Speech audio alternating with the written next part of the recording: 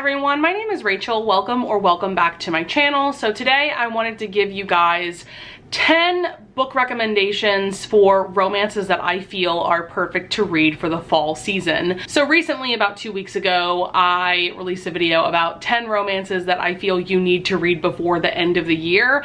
And there are a couple of books on that list that I also feel would be perfect for fall, especially Haven by Claire Kent, but I raved about that book enough in that video and my end of September wrap up. So I thought it would be a bit redundant to bring that book up in this video. So these are going to be 10 completely different books, but I absolutely feel that that would be an excellent fall recommendation. So these are just 10 romances that I feel just give the perfect autumn, fall, cozy, maybe spooky vibes, just depending on the book. So I hope that you guys get some recommendations from this video. So first up, we have like the definition of a gothic romance. That is Gothicana by Runix. I read this last year, and with this one, the vibes are just immaculate. I feel like the vibes are mainly why I gave this book 5 stars, because I will admit that this book can be quite slow paced at points. But I was just so obsessed with like the feeling I got from reading this book that I couldn't give this less than 5 stars. So this is a gothic romance. Like I said, we have our main character Corvina. So she gets this mysterious handwritten letter to attend the University of Varenmore, which is this very creepy looking college campus. One of the main buildings is literally this huge stone castle. And then we have Vod, our hero, who is a few years older than her. There's not too much of an age gap going on here because Corvina grew up homeschooled, and so she doesn't go to this school until she's about 21. But Vod is 28. He is working on his doctorate, but he's also teaching one of Corvina's classes. And so it is a student-teacher romance. And given that this is a true gothic romance, you know, you have this campus of Varenmore that is almost its own character. There's also this very intriguing mystery plot going on that is weaved throughout the story that you can't help but just get addicted to. I found myself, you know, constantly coming up with different theories as to what could be going on. And then we have Vod, our hero, who is a very frustrating hero. He is very much a gothic romance hero because on one page you might hate him because he's kind of an asshole to Corvina, and then the next page he does something incredibly sweet and romantic. It'll definitely take you a while to warm up to him as the romantic lead, but by the end it truly makes sense why Corvina and Vod are together. And like I said, the spooky vibes are just perfect and they are everything. So for my second pick, we have something quite a bit different from Gothicana. That is going to be That Time I Got Drunk and Saved a Demon by Kimberly Lemming. So this is a fantasy romance novella. It's just about 170 pages, and this has a very cozy autumnal vibe to it. So this is about our main character, Cinnamon Hot Pepper. She is an icon. She is absolutely hilarious. Like, the sense of humor in this novella alone should be reason enough for you to pick this up. But she is a part of a family that grows and sells cinnamon, and so all of her siblings are named after some kind of like spice or pepper. And so she gets drunk one night and she comes across this demon named Fallon. There is like this curse that has been put upon demons essentially, and so he's not doing well, and so she somehow saves him when she's drunk. And then they end up going on this quest together to basically save the demon race from this goddess that has actually been oppressing them for many, many years. And this was just fantastic. Like I said, it's funny, it has a cozy feel to it, kind of a road trip romance, and I loved the vibe and the dynamic between Fallon and Cinnamon. It's very funny, but Fallon can also be quite flirtatious and charming when he wants to be. There's also some good steamy scenes in this. Like, this truly has everything you could want from the premise. Next up, we have Scream for Us by Molly Doyle. Boy, is this the perfect hot erotic romance novella to read for Halloween. Oh my goodness. So this is about Quinn, our main character. She goes to this Halloween party and she meets these 3 masked men. One of them is dressed as, was it Ghost from Scream? You know who I'm talking about. Then we have one who's dressed as Michael Myers and one who is dressed as Freddy Krueger. And they all have some fun times at this party together. There's definitely some mask kink, praise and degradation going on. There's a lot happening in this novella for sure. There's even some slasher movie elements to this as well, because Quinn tells these 3 men about these people that bullied her in high school and how they're all at this other party basically. And so these 3 psychos show up to the party and like murder everybody. So there's a lot going on in this for sure, but this just had like the perfect vibes for spooky season, and it was just a really hot novella as well. This is also the first of, I think it might be a novella series. Like I know there's Melt for Us, which is a Christmas novella, which I have also read that as well. And then I think Molly Doyle is also writing 1, maybe 2 full-length novels about this polyamorous relationship, but this novella was absolutely perfection to me. Next up, we have Midnight with the Devil by Emma Castle. This is a paranormal romance that I really don't hear many people talk about, which makes me very sad because I personally really loved this. This is a deal with the devil romance, and it served everything you could want from that premise for me personally.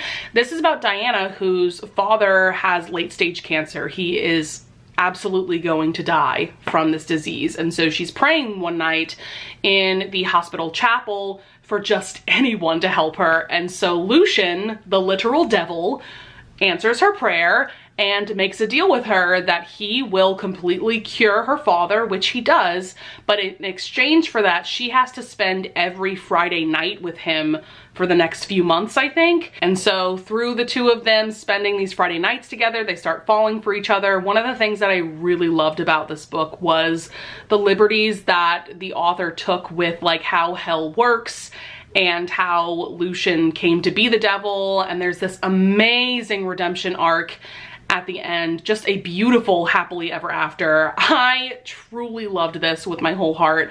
I might need to reread this soon because I feel like I've forgotten a lot of what happens in this book, but I really did enjoy it. Next up, we have Bewitching the Boss by Jessa Kane. This is quite the different romance from Jessa Kane for sure, because first of all, we have a hot and nerdy virgin hero. She hardly ever writes virgin heroes, and the heroine is actually experienced. Usually she writes virgin heroines. And this story is kind of heavy, but it does center around Halloween in that throughout the story, Jane is a party planner, and so she's planning this like carnival themed Halloween party for Byron's company. He owns a tech company, so he's like a billionaire.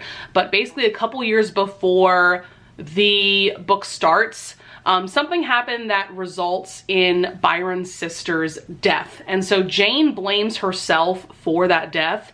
And so she's been stalking Byron since then, definitely, you know, kind of punishing herself, feeling very guilty for his sister's death, but at the same time, she's like obsessed with him. I don't know that I've really read that many books where the heroine is stalking the hero, but it was really well done in my opinion. And so, like I said, she starts planning this Halloween party for Byron and his company.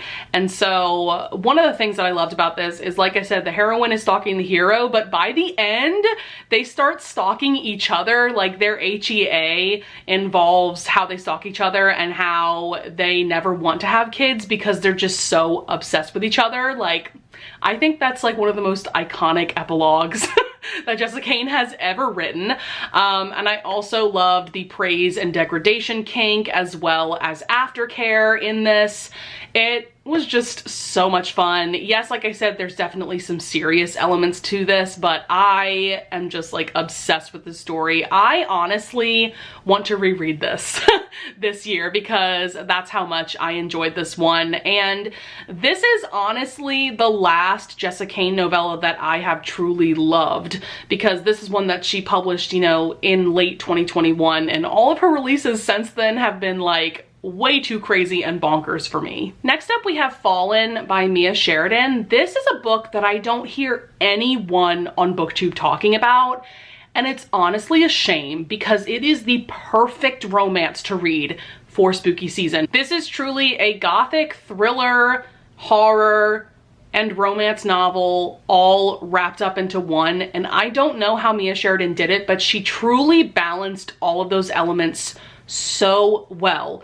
The romance does not get overshadowed by the horror elements or vice versa. It's so well written. But this is about our main character, Scarlett. She moves to this small town, specifically to Lilith House, which brings in the gothic element. This was a place, I believe this was opened in the 1800s. It was like kind of an asylum for troubled girls, basically, and a lot of atrocious things happened in this house. And so this house is basically haunted, and there is a lot of weird and bad people still living in this town, but there's also this really sweet romance going on between Scarlett and the sheriff of the town. This was absolutely amazing. This book truly gave me vibes of books like Lock Every Door by Riley Sager, which is like a gothic thriller, as well as The Only Good Indians by Stephen Graham Jones, which is a horror novel that centers around Native Americans, because there are some Native elements brought into this as well. Yeah, this was just very dark, very twisted, lots of suspense going on. Like, you can't help but just be on the edge of your seat the entire time, but in a good way, because there's also that romance, you know, that promise of a happily ever after going on. Next up, I quickly want to talk about Blindside by Candy Steiner. This is a book that I read in August, and I fell head over heels in love with this book. This book, like, perfectly met my expectations. I knew going into it that I was going to love it, and I truly did. If you want to hear my more in-depth discussion about this book, I discuss this book a lot in my Romance Takeover Readathon vlog, so I will have that linked up in the cards above, because I don't want to spend too much time talking about this book in this video. But just know that this is about Gianna and Clay. This is a new adult sports romance that takes place in college, and so the two of them start fake dating because Clay is trying to make his ex jealous, and Gianna is trying to make her crush jealous, basically, and more motivated to ask her out. And so they start fake dating, they start becoming friends, but Clay learns how inexperienced Gianna is when it comes to things like sex, and so he offers to give her sex lessons, and so things go on from there. I also talked about this book a lot in my Lessons in Seduction video, so I will also have that linked up in the cards above if you want to check out that video as well. Next up, we have another recommendation by Mia Sheridan. This is Becoming Calder. So this is book one in a romance duet. The second book is Finding Eden, and I will be upfront with you guys. I gave this first book 4 stars. It was a little bit slow paced for me, but book 2, Finding Eden, was absolute perfection. I love that book with my whole heart, so I can't help but recommend this duet to you guys. So the reason why this gives me fall vibes is because it centers around a cult.